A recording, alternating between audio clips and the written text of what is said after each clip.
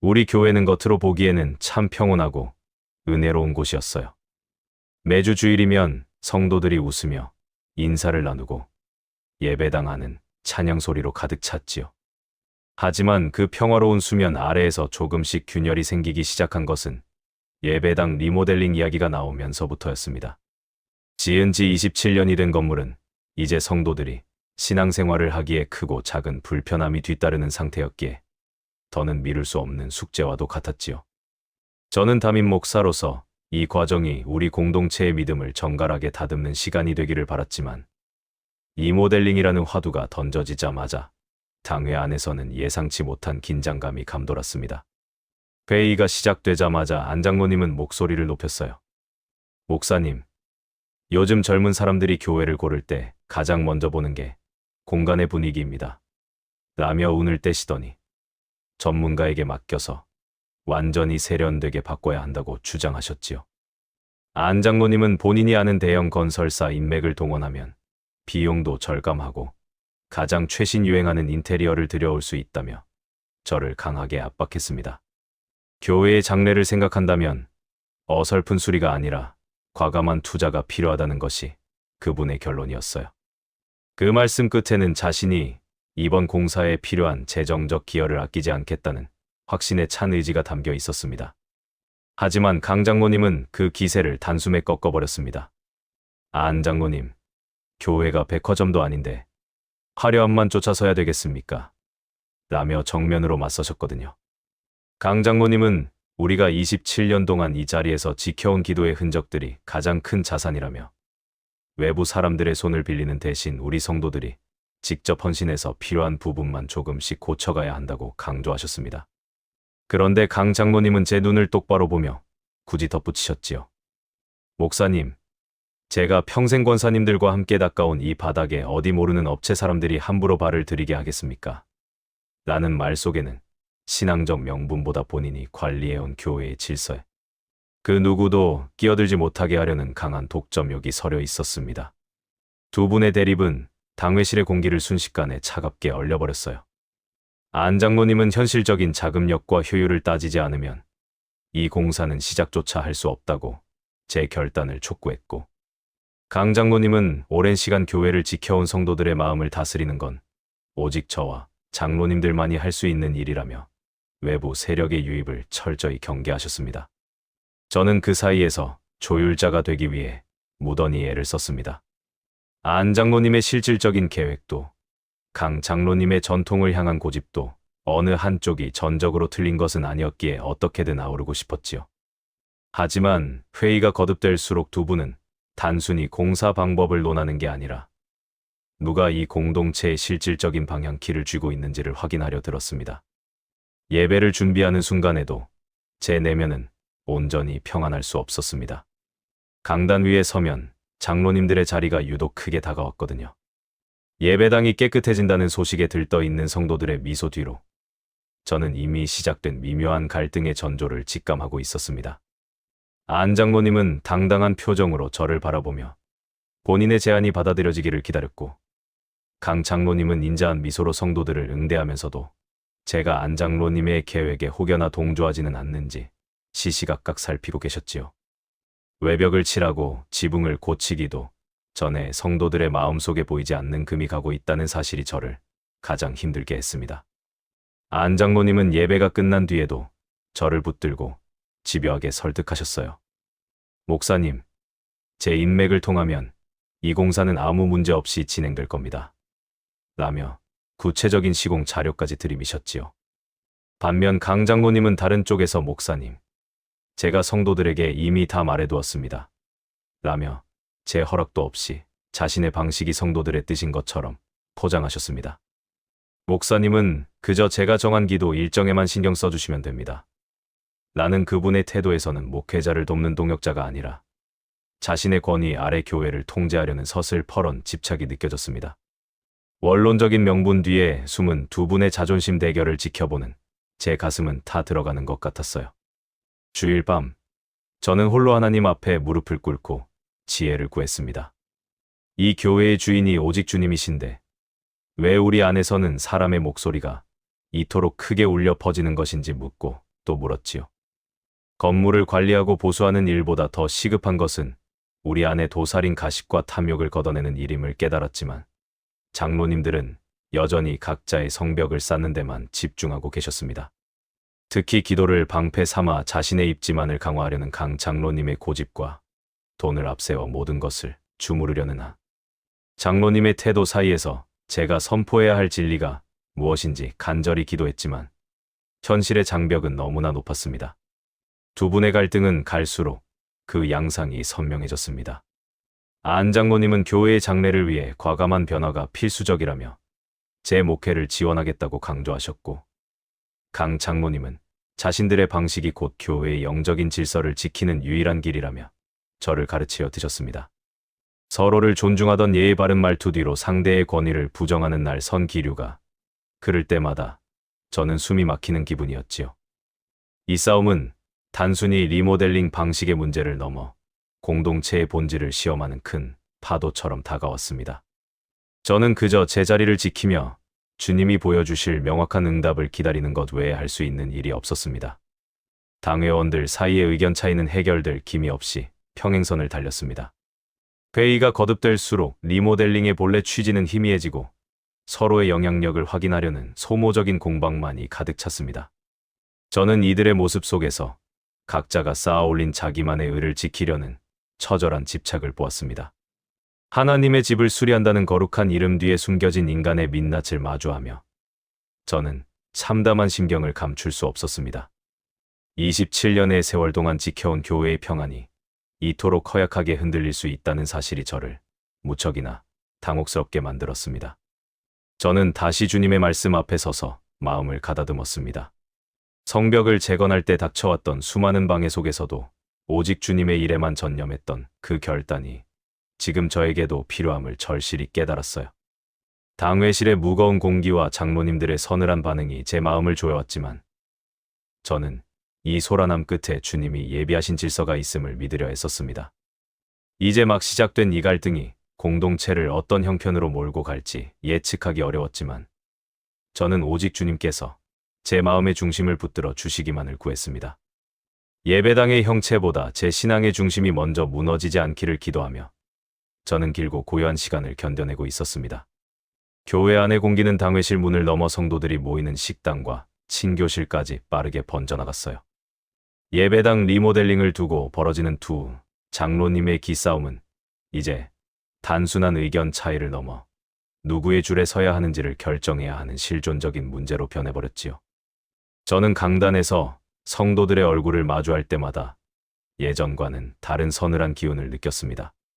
서로를 축복하며 나누던 인사말 속에는 이제 상대방이 어느 쪽 의견에 동조하는지를 살피는 탐색전이 깔려 있었고, 평온했던 공동체는 보이지 않는 선을 따라 서서히 두 갈래로 나뉘기 시작했습니다.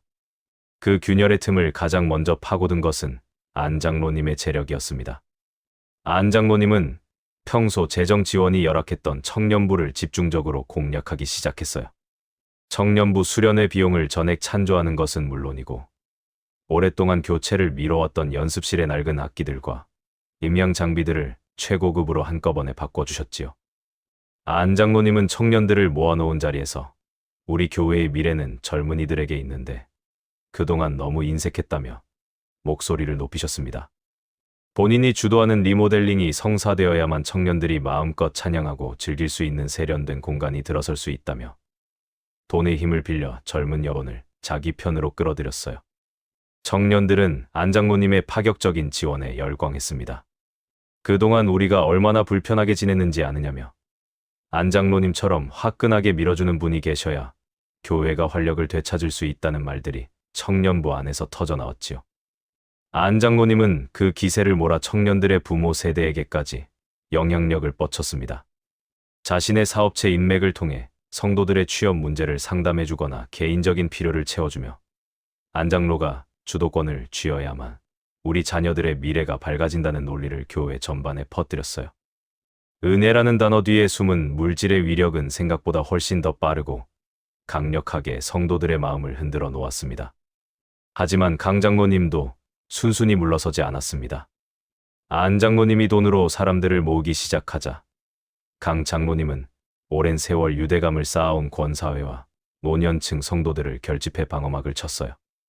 강 장로님은 권사님들과 함께 모인 자리에서 교회가 언제부터 돈의 힘으로 움직이는 곳이 되었느냐며 개탄하셨지요.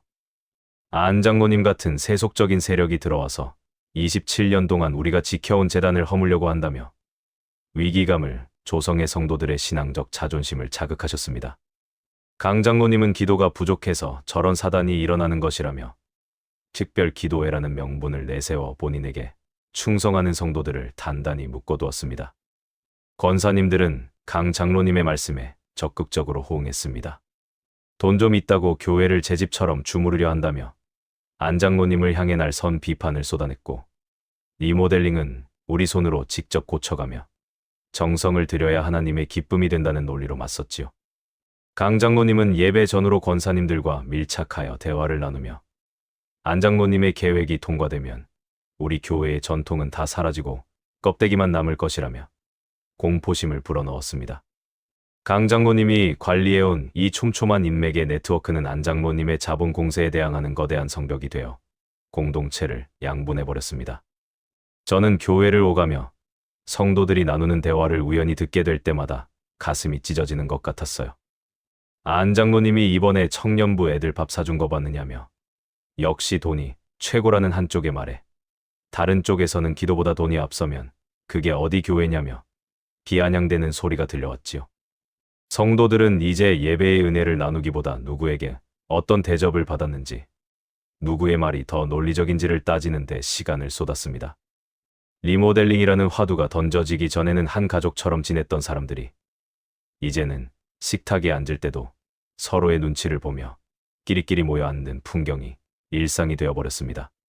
중립을 지키려던 성도들도 서서히 결단을 강요받는 상황으로 내몰렸습니다.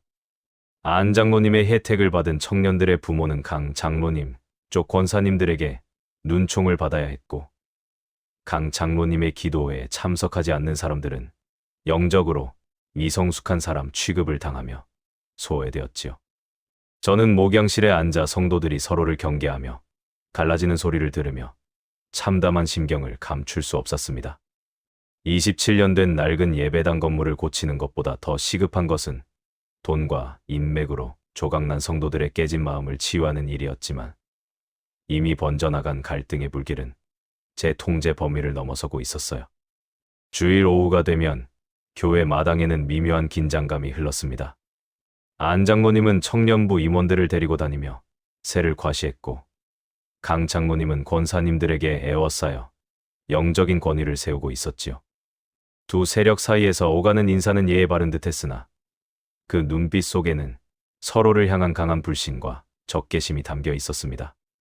저는 그들 사이를 지나가며 애써 담담한 척 인사를 건넸지만 제 등 뒤로 꽂히는 시선들이 저에게 어느 쪽 편을 들 것인지 묻는 것 같아 숨이 막혔습니다. 교회의 주인이신 하나님은 뒷전으로 밀려나고 사람의 계산과 세 대결만 남은 현장에서 저는 목회자로서 깊은 자괴감을 느꼈습니다. 성도들이 서로 사랑하며 하나가 되라고 하셨던 그 단순하고도 준엄한 명령이 우리 교회에서는 왜 이토록 지켜지기 어려운 것인지 탄식했지요.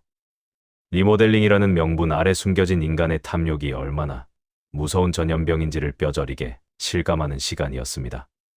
안 장로님의 돈과 강 장로님의 인맥이 얽히고 설켜 만든 이 거대한 그물망에서 어떻게 성도들을 건져내야 할지 막막하기만 했어요. 하지만 제가 고민하는 사이에도 성도들의 마음은 갈수록 멀어져만 갔고, 예배당의 낡은 벽면보다 더 깊은 금이 공동체의 중심부에 새겨지고 있었습니다.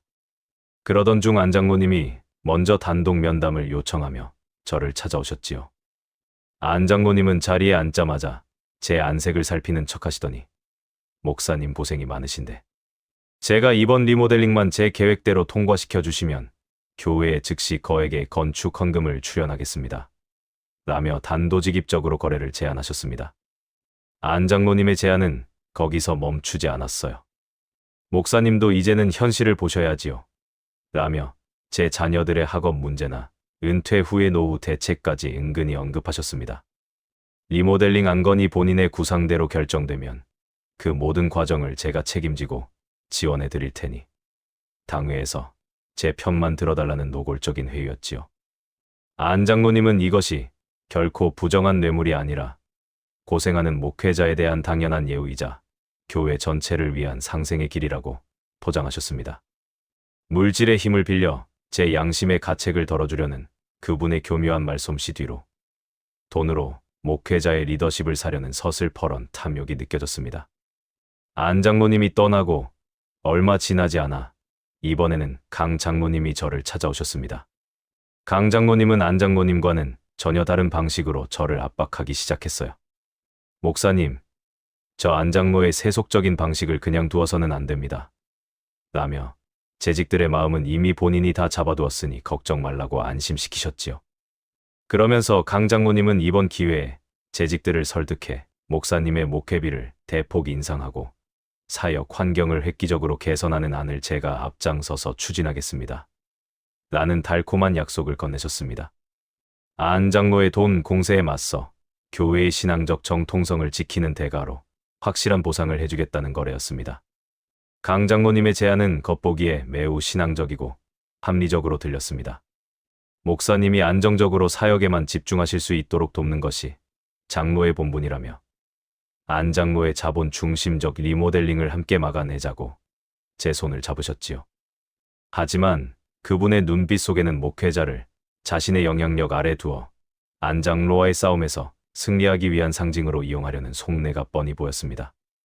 명분과 보상을 동시에 챙겨주겠다는 그분의 제안 역시 안 장로님의 돈만큼이나 제 영혼을 어지럽히는 위험한 유혹이었어요. 장로님들이 남기고 간 제안들은 제 머릿속에서 거대한 소용돌이가 되어 몰아쳤습니다. 솔직히 말씀드리면 목회자로서 현실적인 안위를 보장해주겠다는 그 말들이 전혀 흔들리지 않았다고 하면 거짓말일 거예요. 저도 사람인지라 자녀의 미래와 노후의 평안을 생각하면 잠시나마 타협하고 싶은 유혹이 고개를 들었습니다.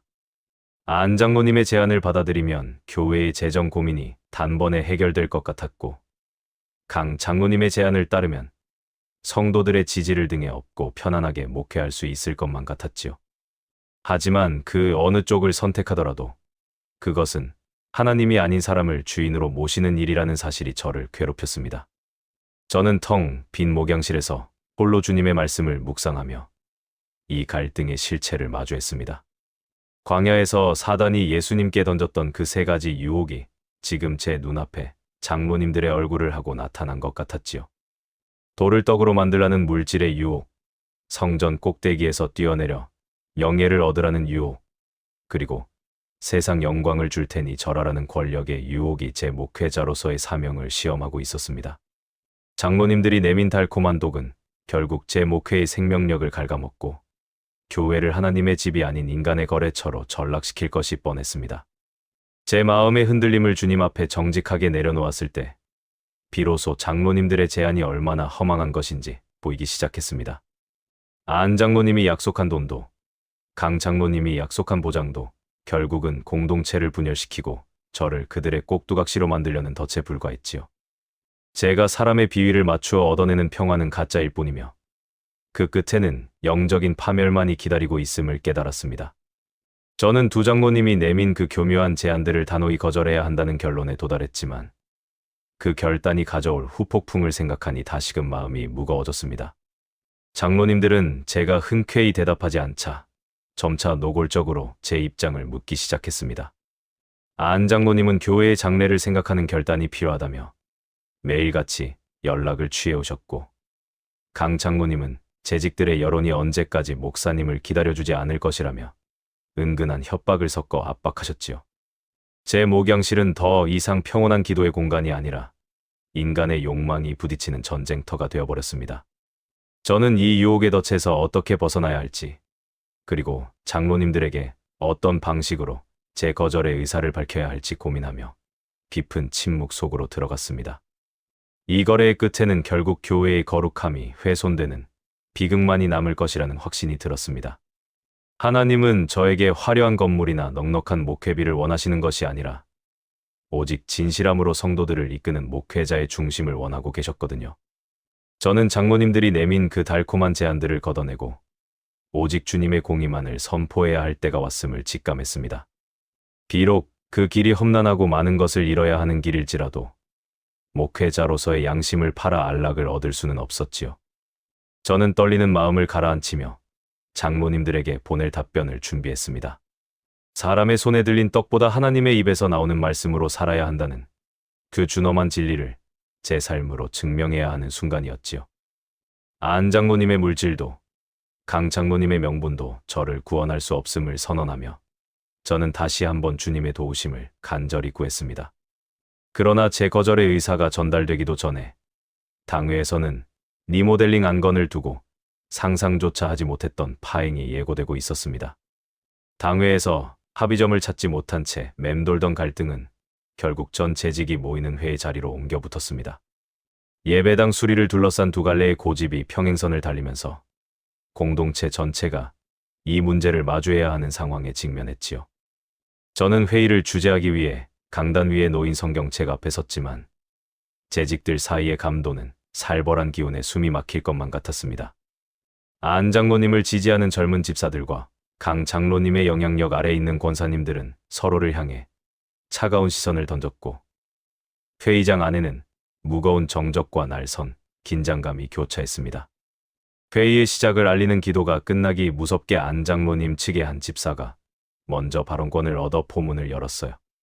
교회가 정체되어 있는 동안 세상은 저만치 앞서갔는데 우리는 언제까지 기도로 시간만 끌 거냐며 실질적인 자본과 현대적인 감각을 받아들여야 한다고 주장했지요. 돈이 없으면 시작조차 할 수 없는 이 사업을 안 장로님이 전적으로 뒷받침하겠다는데 무엇이 문제냐는 현실론이었습니다. 하지만 그 말이 끝나기가 무섭게 강 장로님 쪽 권사님 한 분이 자리를 박차고 일어났습니다.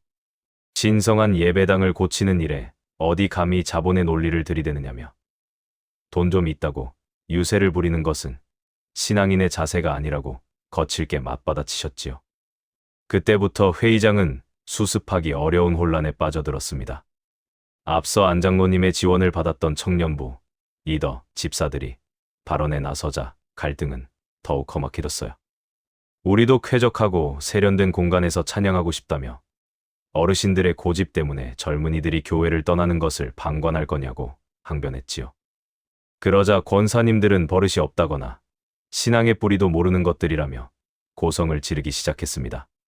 하나님의 일을 논하는 자리에서 예의와 질서가 사라진 그곳에서는 건물을 고치겠다는 본래의 목적은 간데없고 서로를 향한 비난과 인신공격만이 가득했습니다. 안 장로님은 팔짱을 낀 채 차가운 기색으로 이 소란을 지켜보고 계셨고 강 장로님은 끊임없이 주변 권사님들에게 귓속말을 전하며 세력을 단속하고 계셨지요. 제가 목소리를 높여 진정해달라고 간곡히 부탁했지만 이미 감정의 골이 깊어진 성도들에게 제 호소는 공허한 메아리에 불과했습니다. 누구의 안이 더 합리적인지를 따지는 게 아니라 내가 지지하는 장로님의 자존심을 세워주기 위해 상대방의 인격을 깎아내리는 광경이 제 눈앞에서 펼쳐졌습니다. 하나님의 기쁨을 위해 시작하려던 계획이 오히려 그분의 이름을 가장 욕되게 하는 현장으로 변해버린 것이지요. 한쪽에서는 안 장로님이 공사업체를 통해 개인적인 이득을 취하려 한다는 의혹을 제기했고 다른 쪽에서는 강 장로님이 자기 세력을 유지하려고 의도적으로 변화를 가로막는다는 비방이 터져 나왔습니다. 예배당 벽면을 새로 칠하고 낡은 설비를 교체하는 일이 어째서 이토록 추악한 대결로 번져야 하는지 저는 사회자 자리에 앉아 참담한 심경으로 무너져 내렸습니다. 성도들의 입에서 나오는 거친 말들은 제 가슴에 큰 상처를 남겼고 긴 세월 동안 함께 쌓아온 공동체의 신뢰가 단 몇 시간 만에 가루가 되어 흩어지는 것을 목격해야 했습니다. 중립적인 입장을 보이던 재직들조차 결국 양측의 거센 압박에 못 이겨 한쪽을 선택해야 하는 처절한 광경도 보였습니다. 안 장로님의 물질적 지원을 외면할 수 없는 이들과 강 장로님의 오랜 인연을 저버릴 수 없는 이들이 서로를 배신자라 부르며 손가락질했지요. 하나님의 집에서 벌어지는 이 집단적인 이기주의는 제 영혼에 깊은 환멸을 안겨주었습니다. 아수라장이 된 회의장을 보며 저는 이 모든 일 자체가 과연 주님이 원하시는 길이었는지 근원적인 물음을 던지게 되었습니다. 건물의 외형을 화려하게 바꾼들 그 안에 담길 성도들의 마음이 이토록 병들어 있다면 그것이 무슨 의미가 있겠습니까? 회의는 결국 아무런 결론도 내지 못한 채 파행으로 끝이 났습니다. 성도들은 서로를 향해 삿대질하며 흩어졌고 바닥에는 갈기갈기 찢긴 유인물들이 어지럽게 굴러다녔지요. 저는 홀로 남아 성경책을 내려다보았습니다. 공동체의 하나됨을 지켜야 할 책임이 있는 목자로서 양떼들이 서로를 물어뜯는 것을 속수무책으로 지켜보기만 했다는 자책감이 밀려왔습니다. 장로님들의 은밀한 회유를 거절했을 때 예견되었던 진통이었지만 막상 눈앞에서 벌어진 성도들의 균열은 제가 감당하기에 너무나도 버거운 무게였습니다. 밤이 깊었지만 재직들의 날선 외침과 권사님들의 흐느낌이 귓가에서 떠나지 않았습니다. 사랑과 용서가 넘쳐야 할 현장이 욕망의 전장으로 변해버린 이 비극을 하나님께 어떻게 고해야 할지 막막했지요. 저는 어두운 예배당 한쪽에서 무거운 마음을 가다듬으려 했었지만 제 안에 차오르는 환멸과 무력감은 쉽게 사그라지지 않았습니다.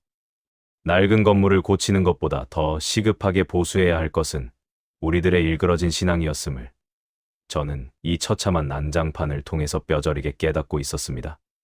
주일이 다가오고 있었지만 성도들을 마주할 용기가 나지 않았습니다. 이미 서로에게 지울 수 없는 상처를 준 사람들이 다시 모여 찬양하고 기도한다는 것이 가식처럼 느껴졌거든요. 안 장로님과 강 장로님은 이번 파행의 책임을 서로에게 돌리며 다음 대결을 준비하는 듯한 기세였고 성도들 사이에는 더 깊고 견고한 벽이 세워지고 있었습니다. 저는 이 짙은 어둠 속에서 오직 주님의 빛만이 우리를 비추어 주기를 간절히 바랐지만 현실은 제가 감당하기 힘든 파국을 향해 치닫고 있었습니다. 사방에서 불어오는 비난과 원망의 화살이 저를 향하고 있다는 것을 느꼈습니다. 목사로서 결단력 있게 회의를 이끌지 못했다는 안 장로님의 불만과 신앙적 전통을 확실히 옹호하지 않았다는 강 장로님의 압박이 양쪽에서 저를 옥죄어 왔지요. 사람의 소리가 하나님을 찾는 소리보다 더 크게 울려 퍼지는 이곳에서 저는 목회자로서의 자존심마저 무너지는 것을 경험하며 길고 긴 시간을 견뎌내야 했습니다. 하지만 이 참담한 패배감 끝에 주님께서는 제가 전혀 예상치 못한 방식으로 이 교회의 민낯을 드러내려 하고 계셨습니다. 재직회의 파행 이후 교회 안에는 제가 일찍이 경험해보지 못한 기묘하고도 서늘한 정적이 흐르기 시작했습니다. 오랜 세월 우리 공동체를 지탱해온 신뢰의 근간이 흔들리고 있다는 사실은 느꼈지만 그 균열이 저를 향해 어떤 방식으로 입을 벌릴지는 짐작조차 하지 못했지요. 회의장에서 서로를 향해 삿대질하던 젊은 집사들과 권사님들의 목소리가 하루아침에 잦아든 것은 평화의 회복이 아니었습니다. 그것은 폭풍이 몰아치기 전의 불길한 고요함이었고 저는 목양실에 앉아 성도들 사이에서 오가는 말의 흐름이 저를 향해 급격히 꺾이고 있음을 직감했습니다. 가장 먼저 감지된 변화는 안 장로님과 강 장로님을 따르던 양측 세력의 태도였습니다. 어제까지 서로를 세속적이라거나 영적으로 무지하다고 비난하던 이들이 약속이라도 한 듯 비난의 화살을 거두어들였어요. 대신 그 화살촉은 저를 향해 한 곳으로 모이기 시작했습니다. 교회의 현안이 이토록 엉망이 된 것은 결국 담임 목사의 리더십이 부족하기 때문이라는 소문이 발 없는 말이 되어 교회 곳곳을 헤집고 다녔지요. 안 장로님 쪽에서는 제가 현실 감각이 없어 실질적인 변화를 가로막는다고 투덜거렸고 강 장로님 쪽에서는 제가 영적 중심을 잡지 못해 혼란을 자초했다는 원망을 쏟아냈습니다. 저는 두 장로님이 어디서 만나 어떤 이야기를 나누었는지 직접 보지는 못했습니다. 하지만 며칠 사이 들려오는 분위기는 그분들이 모종의 합의를 보았음을 명확하게 가리키고 있었어요. 안 장로님은 젊은 리더들에게 목사님이 상황 판단을 그르쳐 사업 전체가 표류하고 있다는 점을 은근히 전파하셨고 강 장로님은 권사회 모임에서 목사님이 갈등을 방치하고 있으니 이제는 장로들이 직접 나서서 질서를 바로잡아야 한다고 설득하셨다는 이야기를 전해 들었습니다. 어제의 적이었던 두 분이 저라는 공동의 표적을 세우고 기묘한 동맹을 맺은 것이었지요. 이 정치적 야합의 결과는 곧바로 저를 향한 고립으로 나타났습니다. 당회실에서 만난 두 분은 평소와 달리 서로에게 묘한 예우를 갖추며 공동의 목소리를 냈습니다. 안 장로님은 목사님, 이번 일로 성도들이 입은 상처를 생각하면 더는 목사님의 우유부단함을 지켜볼 수 없습니다. 라며 저를 강하게 압박했습니다. 강 장로님 역시 고개를 끄덕이며 목사님이 중심을 잡지 못해 교회가 이 지경까지 온 것이니 이제는 모든 책임을 지고 자숙하는 모습을 보이셔야 한다고 거들었지요. 서로를 미워하던 고집들이 저를 무능한 목회자로 몰아세우기 위해 하나로 뭉치는 광경을 보며 저는 소름 끼치는 환멸을 느꼈습니다. 성도들의 태도 역시 급격히 차가워졌습니다. 긴 시간 동안 저를 지지해 주었던 분들조차 장로님들이 씌운 프레임에 갇혀 저를 의심의 눈초리로 바라보기 시작했지요. 성도들은 저와 눈을 마주치는 것을 피했고 제가 지나가면 하던 말을 멈추고 묘한 침묵을 유지했습니다. 자신들의 이권을 챙기기 위해 목회자를 공동의 적으로 만드는 장로들의 노련한 정치가 성도들의 순수한 마음을 오염시키고 있었어요. 하나님의 집을 수리하겠다는 계획이 왜 이토록 추악한 권력 다툼과 야합으로 변질되어야 하는지 저는 무너지는 가슴을 부여잡고 긴 밤을 지새워야 했습니다. 저는 목양실 책상에 놓인 성경책을 물끄러미 바라보았습니다. 오랜 세월 제가 선포했던 말씀들이 장로들의 연합 공격 앞에서는 한낱 힘없는 울림처럼 취급받는 현실이 참담했지요. 안 장로님은 자본의 논리로, 강 장로님은 명분의 논리로 저를 옥죄어 왔습니다. 두 분은 공사 방식의 차이를 잠시 덮어두고 목사의 리더십을 무력화하여 자신들이 교회의 실질적인 주도권을 쥐겠다는 공동의 목표를 위해 손을 잡은 것이었습니다. 인간의 탐욕이 신앙의 이름으로 포장될 때 얼마나 무서운 파괴력을 갖는지 저는 뼈저리게 실감하고 있었습니다. 사방에서 불어오는 비난의 바람은 저를 벼랑 끝으로 몰아넣었습니다. 하나님, 어찌하여 어제의 적들이 저를 치기 위해 친구가 된 것입니까? 라고 묻고 또 물었지요. 예수님을 십자가에 못 박기 위해 헤롯과 빌라도가 원수 관계를 청산하고 연대했던 그 참담한 역사가 우리 교회 안에서 재현되고 있었습니다. 제가 믿고 의지했던 장로님들의 배신과 그들의 선동에 휩쓸려가는 성도들의 모습은 제 영혼에 지울 수 없는 상처를 남겼습니다. 이제 교회 안에서 제가 설 자리는 갈수록 좁아졌고 저는 장로들이 놓은 정교한 덫에 걸려든 기분이었습니다. 안 장로님과 강 장로님은 승리자의 미소를 지으며 제 주변을 에워싸고 압박을 가해왔습니다. 그분들에게 더 이상 하나님의 뜻은 중요하지 않아 보였습니다. 오직 자신들의 영향력을 증명하고 목사를 무력화하는 것만이 유일한 목적처럼 보였거든요. 저는 이 거대한 야합의 물결 앞에서 목회자로서의 자존심마저 내팽개쳐지는 고통을 겪었습니다. 교회의 주인은 장로님들도 저도 아닌 오직 하나님이시라는 당연한 진리가 무색하게도 현장은 오직 사람의 계산과 세력 싸움만으로 가득 차 있었습니다. 밤늦게까지 이어진 고뇌 끝에 저는 이 고립이 결국 제가 거쳐야 할 과정임을 깨달았습니다.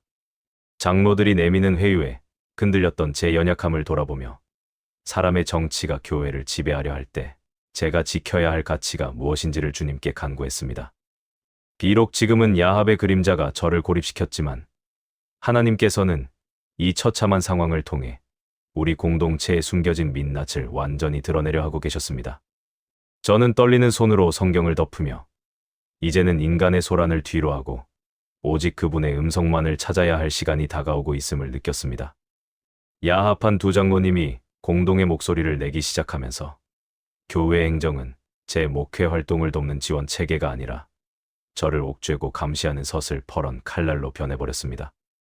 오랜 세월 저를 신뢰하며 사역의 동역자로 곁을 지켰던 분들이라고는 믿기지 않을 만큼 그분들은 아주 사소한 절차와 형식을 앞세워 제 손발을 묶어버렸지요. 당회에서 건물 보수 계획에 대한 논의가 멈춘 것은 시작에 불과했습니다. 이제는 성도들을 신방하거나 교육 자료를 준비하는 일상적인 목양 활동조차 장로님들의 까다로운 결제 문턱을 넘지 못하고 번번이 좌절되었습니다. 안 장로님은 투명한 재정 집행을 명분으로 내세우며 제 직무 수행에 필요한 최소한의 활동비까지 사사건건 시비를 걸기 시작했어요.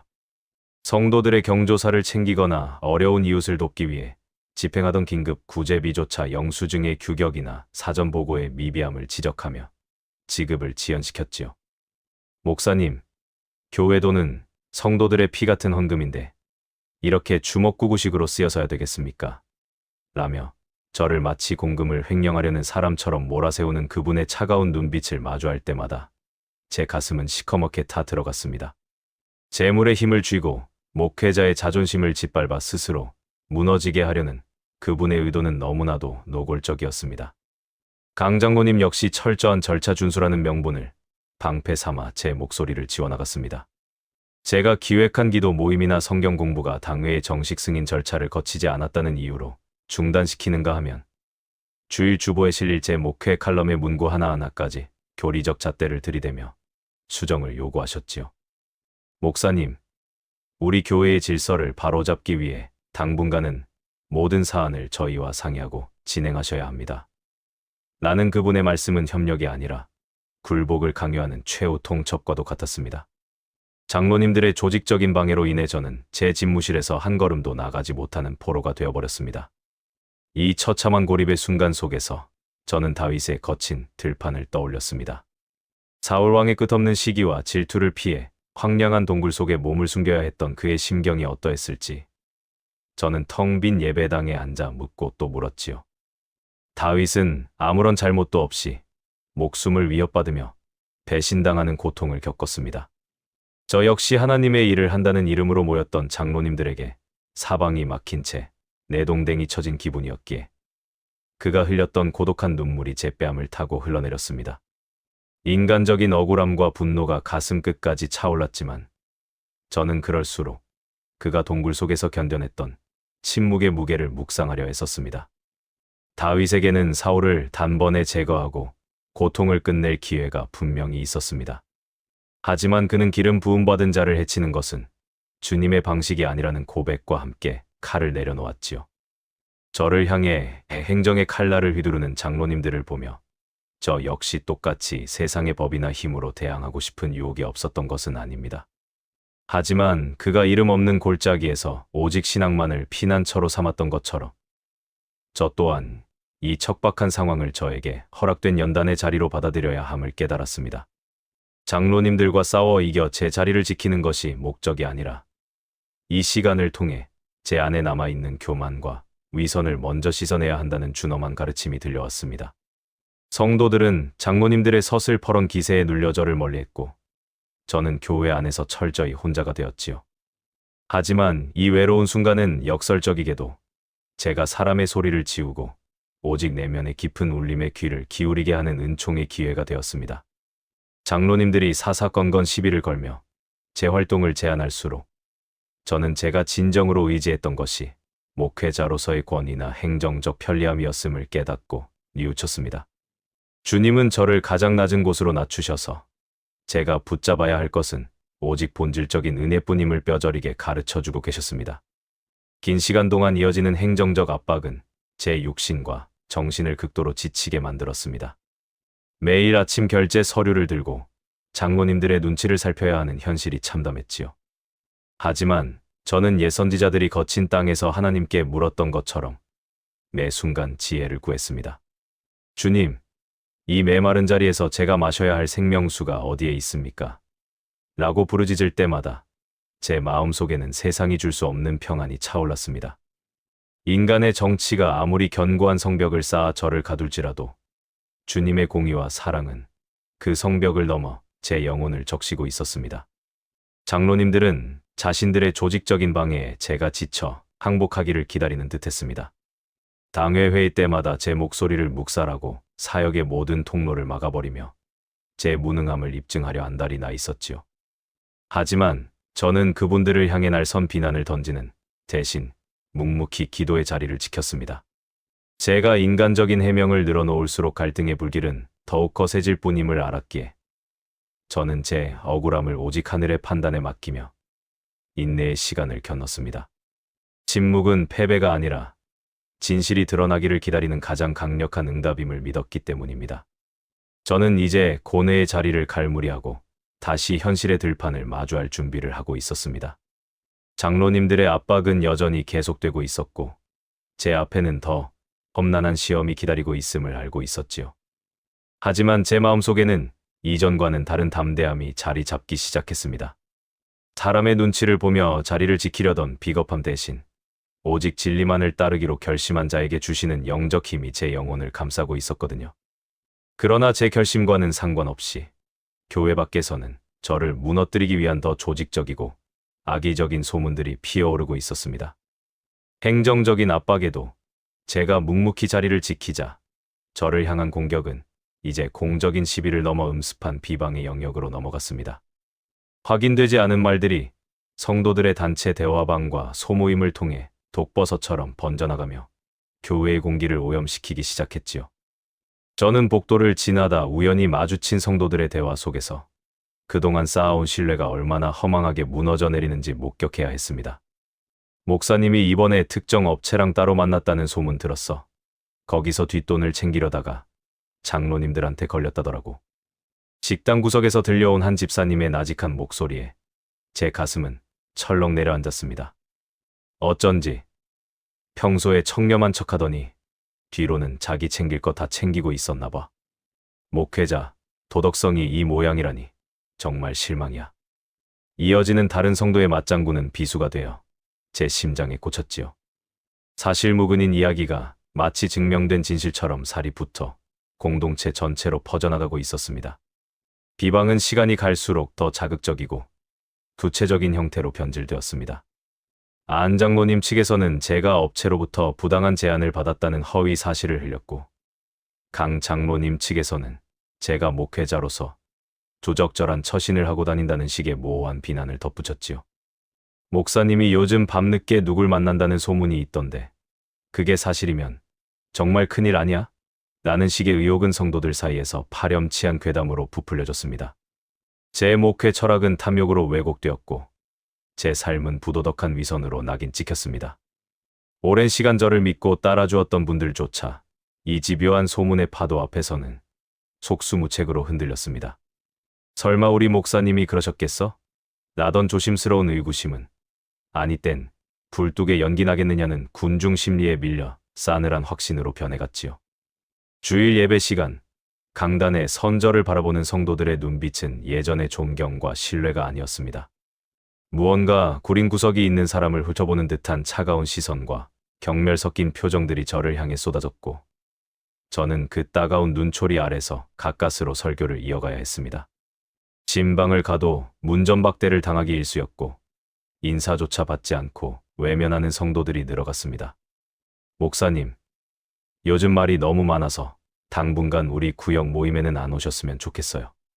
한 구역장님의 차가운 통보는 제 목회적 자존감을 완전히 바닥내버렸습니다. 저는 그들의 얼굴을 마주하며 그것은 사실이 아니라고 소리치고 싶었지만 이미 귀를 닫아버린 사람들에게 제 해명은 구차한 변명으로 들릴 뿐임을 알았지요. 장로들이 퍼뜨린 악의적인 말의 독은 성도들의 영혼을 마비시키고 저를 철저한 이방인으로 만들었습니다. 저를 걱정하는 척 다가온 한 권사님은 제게 조심스럽게 물었습니다. 목사님, 지금이라도 당회에 가서 사실을 밝히고 사과하시는 게 어때요? 장로님들이 증거까지 다 가지고 계시다던데. 그분의 제안 뒤에는 이미 저를 죄인으로 단정 지은 싸늘한 전제가 깔려 있었지요. 저는 그분의 눈을 바라보며 아무런 대답도 할 수 없었습니다. 증거도 없는 허상을 증명하기 위해 발버둥 칠수록 루머는 더 큰 먹잇감을 발견한 듯 저를 물어뜯을 것이 뻔했습니다. 밤마다 방 안을 서성이며 억울함을 호소했지만 돌아오는 것은 벽에 부딪혀 되돌아오는 제 공허한 목소리뿐이었습니다. 저는 다시 침묵의 자리를 선택했습니다. 장로들이 의도한 것이 제가 감정적으로 폭발하여 목회자로서의 품위를 잃는 것임을 알았기에 저는 모든 항변을 내려놓고 하나님 앞에 홀로 엎드렸습니다. 세상의 소음이 커질수록 저는 내면의 문을 더 굳게 닫고 오직 진실의 주관자이신 주님께만 제 사정을 아뢰었지요. 주님, 저들의 입술에서 나오는 거짓의 화살이 제 영혼을 관통하고 있습니다. 저는 무죄하나 저들은 저를 죄인이라 부릅니다. 라고 울부짖는 것 외에는 제가 할 수 있는 일이 아무것도 없었습니다. 이 무참한 공격 앞에서 제가 할 수 있는 유일한 저항은 인간적인 해명을 멈추고 주님의 처분을 기다리는 것이었습니다. 성도들이 저를 욕하고 손가락질할 때 저는 예수님이 빌라도 앞에서도 묵묵히 참으셨던 그 고결한 인내를 묵상하려 했었습니다. 사실을 왜곡하여 사람을 죽이는 말의 힘이 얼마나 무서운지, 그리고 그 혼란 속에서 진실을 지키는 일이 얼마나 고독한 투쟁인지를 저는 온몸으로 겪어내고 있었습니다. 제 이름은 더럽혀졌고 명예는 실추되었지만 주님 앞에서의 제 중심만큼은 꺾이지 않기를 간절히 바랐습니다. 주일이 지나고 또 다른 월요일이 찾아왔을 때 교무실 책상 위에는 누군가 익명으로 보낸 협박성 편지들이 놓여 있었습니다. 사퇴를 종용하는 거친 문구들과 입에 담기 힘든 욕설들이 가득했지요. 장로들은 이제 성도들의 여론을 등에 업고 저를 공식적으로 몰아낼 준비를 하고 있었습니다. 저는 그 편지들을 조용히 서랍에 넣으며 이제는 사람의 지혜가 아닌 하늘의 도우심이 없이는 단 하루도 버틸 수 없음을 실감했습니다. 사방이 가시밭길이었고 제가 걷는 발걸음마다 피가 배어나오는 듯한 고통이 전해졌습니다. 황량한 마음을 다잡으며 저는 다시 기도의 자리를 찾았습니다. 장로들의 야합과 성도들의 배신, 그리고 악의적인 소문들로 조각난 제 삶의 파편들을 주님 앞에 하나하나 내려놓았지요. 주님, 저는 이제 더 이상 물러설 곳이 없습니다. 오직 당신만이 저의 진실을 아십니다. 라고 나직이 읊조릴 때 제 마음 깊은 곳에서 형언할 수 없는 평온이 차오르기 시작했습니다. 인간의 혀가 만들어낸 폭풍우가 아무리 거세게 몰아쳐도 주님이 허락하신 그 내면의 요새는 결코 무너지지 않을 것임을 저는 그제야 확신할 수 있었습니다. 장로들의 기묘한 동맹과 성도들의 비방은 저를 벼랑 끝으로 몰아세웠습니다. 긴 세월 지켜온 목회자로서의 명예는 조각나 바닥에 흩어졌고 제가 선포하는 말씀은 누구의 마음에도 닿지 않는 소음이 되어버렸지요. 인간적인 해명이나 항변이 무의미함을 깨달은 저는 모든 입을 닫고 예배당 가장 깊은 곳에 엎드렸습니다. 진실을 밝히려 할수록 세상은 그것을 더 큰 먹잇감으로 삼아 저를 물어뜯을 뿐이었기에 저는 오직 주님만이 계시는 그 고요한 자리에 제 모든 것을 던졌습니다. 억울함과 분노가 가슴 끝까지 차올랐습니다. 하나님, 제가 무엇을 잘못했기에 이토록 처참하게 무너져야 합니까? 저들이 맺은 추악한 연대는 견고하고 저를 향한 거짓의 화살은 멈추지 않습니다. 라고 울부짖으며 저는 밤을 지새웠습니다. 배신한 이들을 향한 미움이 독처럼 영혼에 퍼져나갔고 그들을 단번에 무너뜨릴 수 있는 강력한 물증과 힘을 달라고 간절히 구했지요. 하지만 기도가 깊어질수록 주님은 제 안의 도끼를 먼저 마주하게 하셨습니다. 너는 저들과 싸워 이기기를 원하느냐? 아니면 나의 뜻이 이루어지기를 원하느냐? 내면에서 울리는 그 질문은 제 폐부를 예리하게 파고들었습니다. 주님, 저는 제 결백을 증명하고 싶을 뿐입니다. 저들의 탐욕이 교회를 망치고 있는데 제가 어찌 가만히 있을 수 있겠습니까? 라고 대답하는 제 목소리는 비겁하게 떨리고 있었습니다. 그때 주님은 다시금 제 영혼의 중심을 흔드는 가르침을 주셨습니다. 내가 저들을 적으로 규정하고 칼을 뽑는 순간 너 역시 저들과 다를 바 없는 인간의 전쟁을 시작하는 것이다. 너의 무기는 증거와 폭로가 아니라 오직 내가 부여한 영적 권위여야 한다. 그 가르침 앞에 제 눈을 가리고 있던 분노의 막이 걷히기 시작했습니다. 장로들을 적대시하며 똑같은 방식으로 승리하려 했던 제 비겁함을 보았습니다. 주님은 저에게 저들의 잘못을 들춰내어 수치를 주라고 말씀하시지 않았습니다. 오히려 그들이 스스로 거룩한 거울 앞에 서서 자신들의 민낯을 보게 할 지혜를 구하라고 하셨지요. 제 기도는 이제 바뀌기 시작했습니다. 주님, 저들을 향한 제 미움을 거두어 주소서. 저들이 사람이 아닌 하나님을 두려워하게 하시고 제가 인간의 힘이 아닌 주님의 공의로만 말하게 하소서. 기도의 자리에 머무는 시간이 길어질수록 마음에는 세상이 줄 수 없는 평온이 차올랐습니다. 사방이 막힌 현실은 변하지 않았고 밖에서는 저를 무너뜨리려는 소동이 계속되고 있었지만 제 중심은 더 이상 흔들리지 않았습니다. 너는 잠잠히 나를 신뢰하라. 진실은 사람의 혀가 아닌 나의 때에 나의 방식으로 드러날 것이다. 라는 확신이 영혼을 감싸 안았지요. 저는 쥐고 있던 모든 방어 기제를 내려놓고 목회자의 본질인 순종의 자리에 완전히 저를 내던질 수 있었습니다.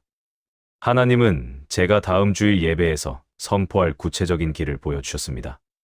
그것은 특정인을 공격하는 비난의 언어가 아니라 우리 모두가 잃어버린 거룩과 정직에 대한 준엄한 선포였습니다. 장로들이 세운 가식의 성벽을 무너뜨리는 것은 제 분노가 아니라 주님이 비추시는 진리의 비침을 깨달았습니다. 저는 이제 장로들의 위협도 성도들의 차가운 시선도 두렵지 않았습니다. 오직 하나님 한 분만이 제 진실을 아신다는 사실이 저를 그 어떤 결박으로부터도 자유롭게 만들었거든요. 기나긴 기도의 씨름을 마치고 일어섰을 때 제 육신은 지쳐 있었으나 영혼은 그 어느 때보다 투명하게 깨어 있었습니다. 저는 목양실로 돌아와 평온한 마음으로 주일 말씀을 정리하기 시작했습니다. 책상 위에 놓여 있던 협박성 편지들과 비방의 유인물들은 더 이상 제 마음을 괴롭히지 못했습니다. 주님이 주신 영적 해답은 명확했습니다. 사람의 소리가 하나님을 찾는 소리보다 크게 울리는 이 혼란의 종지부를 찍을 힘은 오직 엎드림의 자리에서 나온다는 사실이었습니다. 저는 이제 하나님이 예비하신 마지막 승리를 예감하고 있었습니다. 상대방을 제압하고 얻어내는 승리가 아니라 죄인이 스스로 부끄러움을 느끼고 주님 앞에 엎드리게 만드는 거룩한 회복의 승리였지요. 저는 다가올 예배 시간을 고대하며 제 입술을 통해 선포될 주님의 공의가 이 무너진 공동체를 어떻게 다시 세울지 기대하는 마음으로 펜을 들었습니다. 고립의 시간은 끝났고 이제는 진실이 일어서야 할 시간이 다가오고 있었습니다. 주일 아침 예배당 안에는 무거운 긴장감이 감돌았습니다. 저를 목회 현장에서 몰아낼 준비를 마친 장로들은 승리를 확신하는 표정으로 강단 앞자리에 버티고 앉아 있었지요. 루머에 흔들린 성도들의 시선 역시 여전히 차갑고 날카로웠습니다. 저는 사방에서 쏟아지는 의심의 눈초리를 온몸으로 받으며 천천히 강단에 올랐습니다. 그동안 저를 향한 비방과 억울한 소문 속에서도 제가 입을 닫았던 것은 힘이 없어서가 아니었습니다. 인간의 폭로로 이기려 들면 교회는 결국 또 다른 진흙탕 싸움터가 될 뿐이며 목자의 의무는 자신의 명예를 지키는 것보다 공동체가 스스로 정결해지기를 인내하며 기다리는 것이라 믿었기 때문입니다. 하지만 이제는 하나님의 공의를 선포해야 할 시간이 되었음을 직감했습니다. 저는 오늘 본문인 아나니아와 삽비라 사건을 나직이 읽어내려갔습니다. 그리고 성경책을 덮은 뒤 앞자리에 앉은 장로들의 눈을 한 사람씩 정면으로 응시하며 말씀을 시작했습니다. 지난달 재직회가 끝난 뒤 어느 골방에서 어떤 이익을 위해 형제의 눈을 가리려 하셨습니까? 성도들 사이에서 나직한 술렁임이 일기 시작했습니다. 저는 이름을 부르지 않았으나 그들이 가장 은밀하게 처리했다고 믿었던 그 시간과 장소를 구체적으로 끄집어냈지요. 그날의 미략이 하나님의 조명 아래 적나라하게 드러나자 당당했던 장로들의 어깨가 눈에 띄게 경직되었습니다. 이어지는 제 목소리는 감정적인 분노가 아닌 진리의 무게를 담아 더욱 깊게 울려 퍼졌습니다. 목양실을 찾아와 저를 면담하며 은밀한 제안으로 회유하려던 분이 계셨지요. 본인들의 계획에 동참하면 평생의 안위를 보장하겠노라 속삭이던 그 말들을 저는 지금도 기억합니다. 하지만 제가 그 부당한 제안을 거절하자 그 다음 날부터 집사님들에게 전화를 걸어 가짜 소문을 만들어 퍼뜨려달라고 부탁하신 분은 또 누구입니까? 이 질문이 떨어지기가 무섭게 예배당 안은 숨소리조차 들리지 않는 충격에 빠졌습니다. 비방을 주도했던 이들은 사시나무 떨듯 손을 떨며 고개를 숙였고 성도들은 경악스러운 표정으로 서로를 바라보았습니다. 저는 화살을 장로들에게만 돌리지 않았습니다. 장로들의 권력에 기생하거나 혹은 감정에 휩쓸려 편을 나누어 싸웠던 성도들에게도 준엄한 일가를 날렸습니다. 주님의 몸 된 교회 안에서 내 편과 내 편을 가르고 확인되지 않은 말들로 형제의 가슴에 대못을 박은 여러분의 모습이 과연 하나님 보시기에 합당합니까? 거룩한 예배당을 욕망의 전장으로 만든 책임은 우리 모두에게 있습니다. 라고 선포하자 비난에 앞장섰던 성도들의 얼굴이 부끄러움으로 붉게 물들었습니다. 진실 앞에 압도된 공동체는 비로소 자신들의 추악한 민낯을 대면하기 시작했습니다. 저는 강단 끝에 서서 우리 모두가 잊어버린 직분의 본질에 대해 다시 물었습니다. 집사님, 권사님, 장로님이라는 직분을 받는 것은 남들보다 높아지는 계급이 아닙니다. 그것은 주님 앞에서 더 낮은 마음으로 봉사하라고 하나님께서 허락하신 거룩한 자리이지요. 지금 여러분이 진정으로 원하고 있는 것이 진심 어린 봉사입니까? 아니면 신도들을 내려다보고 싶은 권력의 마음입니까? 하나님 앞에 여러분의 양심으로 정직하게 고백해 보십시오. 이 물음 앞에 장로들은 더 이상 얼굴을 들지 못했습니다. 자신들의 탐욕이 신앙이라는 이름으로 포장되어 있었음을 주님의 말씀이 낱낱이 파헤치고 있었기 때문입니다. 마지막으로 저는 떨리는 손을 모아 이 예배당에 남겨야 할 단 하나의 원칙을 선포했습니다. 하나님 앞에 정직하지 못한 자는 이 자리에 머물 수 없습니다. 이 말은 누구를 내쫓겠다는 협박이 아니라 거룩한 하나님 앞에 설 수 없는 죄인들의 실존을 일깨우는 통곡이었습니다. 제 선포가 끝나자 예배당 여기저기서 억눌린 흐느낌이 터져 나오기 시작했습니다. 장로들의 가식을 쫓던 이들도, 목사를 향해 돌을 던졌던 이들도 모두 주님의 거룩한 분별 앞에 무릎을 꿇었습니다. 사람의 정치가 교회를 지배하려 했던 그 오만한 시간은 주님의 공의로운 말씀 앞에서 한순간에 무너져 내렸습니다. 장로들은 성도들의 차가운 시선과 양심의 가책을 이기지 못하고 도망치듯 자리를 피했습니다. 그들이 가졌던 부당한 영향력은 법적인 징계보다 무서운 주님의 임재 앞에 완전히 소멸되었습니다. 저는 회개하며 눈물 흘리는 성도들을 바라보며 이 처절한 진통 끝에 주님이 우리 공동체를 어떻게 다시 빚으실지 깊은 경외감을 느꼈습니다. 이제 교회가 잃어버렸던 거룩과 진실이 회복되는 시작점에 서 있음을 확신할 수 있었습니다. 사방을 뒤덮었던 어둠은 걷히고 오직 주님의 빛만이 무너진 제단 위를 조용히 비추고 있었습니다. 권력의 폭풍이 휩쓸고 지나간 자리에는 이전에 보지 못했던 새로운 질서가 자리 잡기 시작했습니다. 갈등의 정점에 서서 자신의 영향력을 증명하려 했었던 두 장로님은 예배가 끝난 뒤 스스로 직분을 내려놓겠다는 뜻을 전해왔습니다.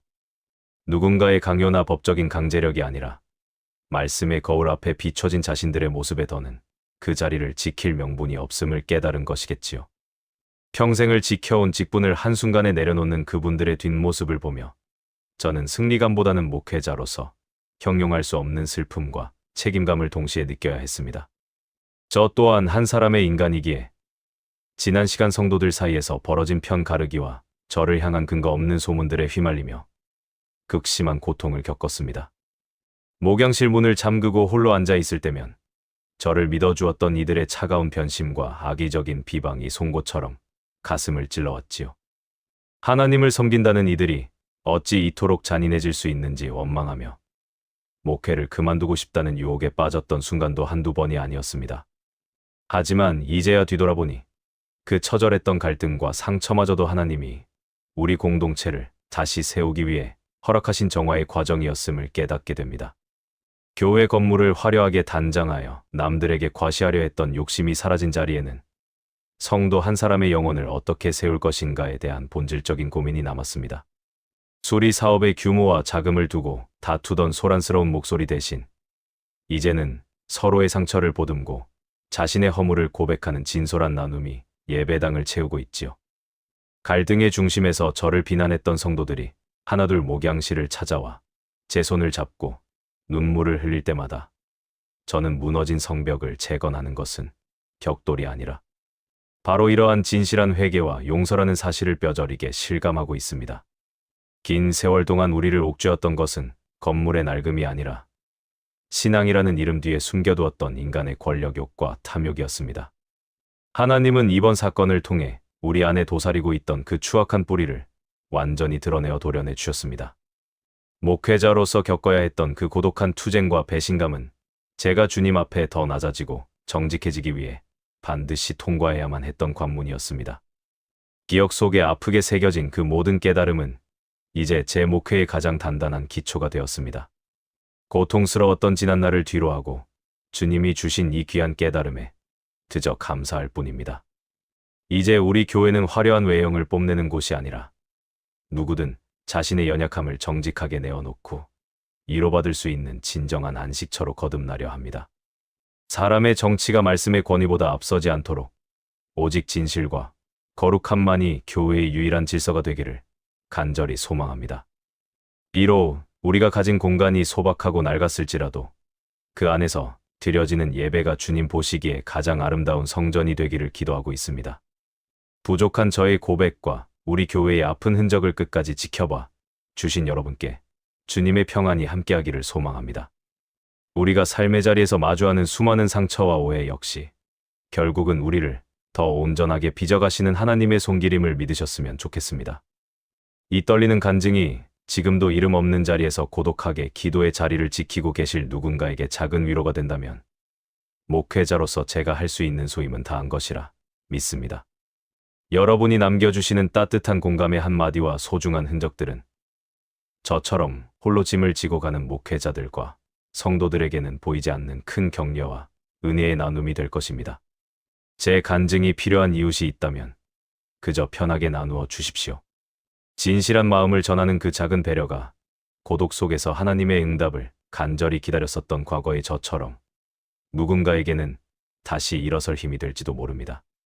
제 간증이 세상에 전해질 수 있게 마음 써주신 분들께도 감사를 전하며 이 공간이 앞으로도 많은 이들의 아픔을 어루만지는 진솔한 자리가 되기를 함께 응원하겠습니다. 귀 기울여 주셔서 고맙습니다. 주님의 사랑 안에서 늘 평안하세요.